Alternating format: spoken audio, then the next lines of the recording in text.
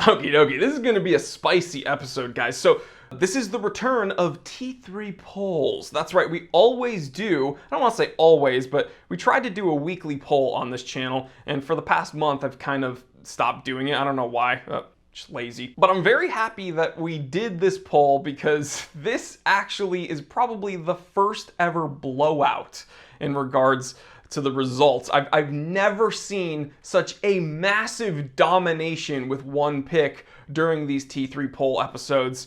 And yeah, 67% of just over 6,000 votes at the time of filming coming out on top. Like, insane. So I asked y'all, in 2022, honestly, what is the appeal of Rolex? It is 12:36 p.m. Let's get down to business.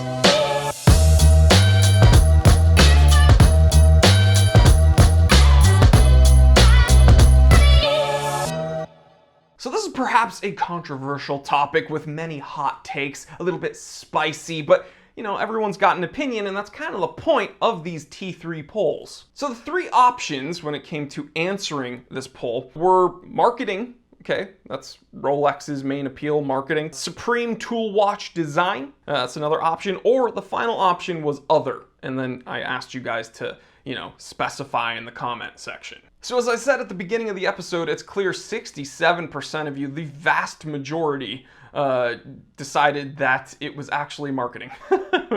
Rolex's main appeal in 2022 is simply marketing, but 20% of you guys believe that it's actually Rolex's consistent supreme tool watch design, you know, actually the quality of their product, that is Rolex's main appeal nowadays. And then 13% of you chose to specify in the comment section, and that's where I think the real meat and potatoes are, so let's go ahead and take a look. Alright, so one of the top comments says, honestly, it's an incredibly well-made product, but to me, it is nothing more than a status symbol. Highlight that word, status symbol. That's going to be a theme today. It's kind of the thing that people buy because they want to look rich and not for any other inherent quality of the product. Interesting. He started out the comment by saying it's an incredibly well-made product, but it's not for any inherent quality of the product that people buy. I don't know. A little bit of a contradiction maybe? Who knows? He goes on to say, as far as I'm concerned, if I have the disposable income, sure, I could buy one, but why when there are other options that are on or near the same level of quality?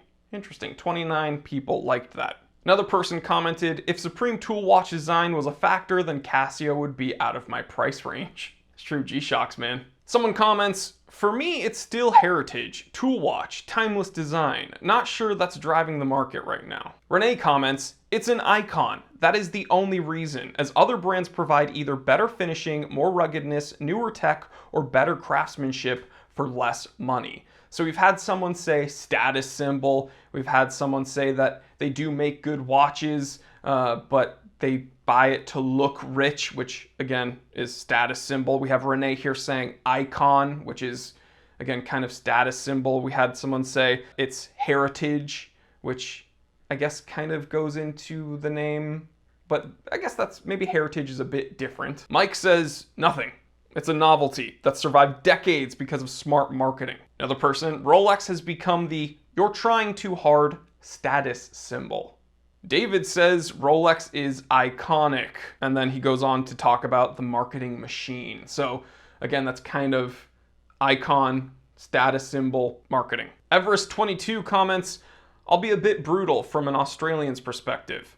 Rolex became a brand bought by people who wanted to show off how much money they have, similar to Ferrari. Demand skyrocketed because of new money in countries like China, Russia, and India suddenly wanted Rolex to display their new gotten wealth. Yes, they're a good tool watch, but orologically their pricing isn't justified. Interesting. So I guess mentioning new money, yada yada, status symbol, right? Paul Paulson writes, it shifted from tool watch design to status symbol and now to investment piece. Nowadays, most people buy one to make a quick dollar. Another person writes, status. Type B Flieger writes, the main reason to own one are hype and status.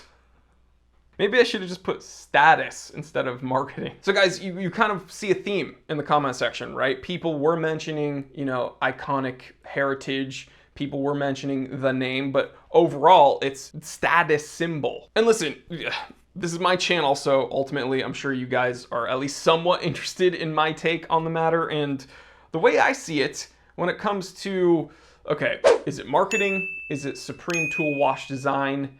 Or is it, status symbol, heritage, and the name? I think all of these things are the correct answer, actually. You see, Rolex started off as being a watchmaker that made consistently rugged, reliable, resilient timepieces that you could depend on. Because of their sturdy designs and these various patents that they purchased, like the patent for a threaded crown and case, Rolex just became associated with cutting-edge technology, robustness, reliability, and just simply quality. And honestly, I think that was the first reason that the Rolex name really started spreading amongst consumers, right? People knew, hey, if you want a watch and you want it to be good, Rolex makes really good watches that I can buy and not worry about, and I can probably pass on to people. Then, as the demand for these products increased, then, the prices increased accordingly, and that kind of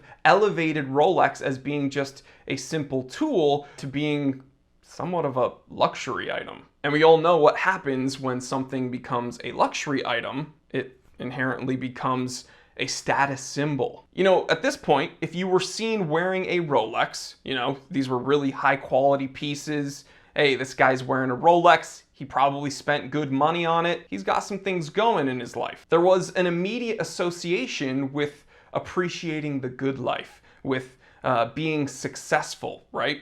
Well, not necessarily. Just because you're wearing a Rolex doesn't actually mean you got millions in the bank. But regardless of that truth, we can't overlook the connotation that luxury items hold. Success, affluence, hard work, and prestige. But no matter how you feel about that point, the simple fact is the more people want your product, the more your brand equity will grow. And that's exactly what happened with Rolex. We gotta think of Rolex as the Coca-Cola of the watch world. I mean, not everybody owns a Rolex, but pretty much everyone knows what Rolex is. They might not know the reference numbers, they might not know all the models and all the various year variations, but there are people all around the world who don't even own a single wristwatch, who don't care about wristwatches, that still know the brand name Rolex. And guys, when I say that, I'm not saying that's because Rolex is the best watch ever.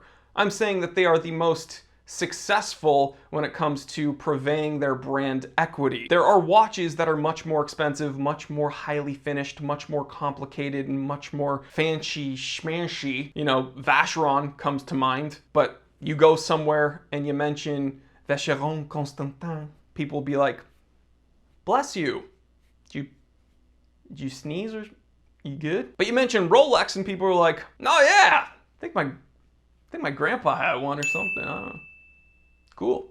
So, in 2022, what is Rolex's main appeal? Well, I still think they make incredibly consistent, well-made watches. They're tough, they're reliable, and they don't deviate that much year to year. They're not the most expensive, they're not the most complicated, they're not the most highly finished or impressive even, but they are well made, and they do what they do very well, and they are relatively pricey. But unless Rolex makes a drastic change in their product catalog, I think they're going to continue growing, and I think they're going to continue being Rolex. Even if I'm consistently disappointed with their releases year after year because they keep getting bigger and they keep getting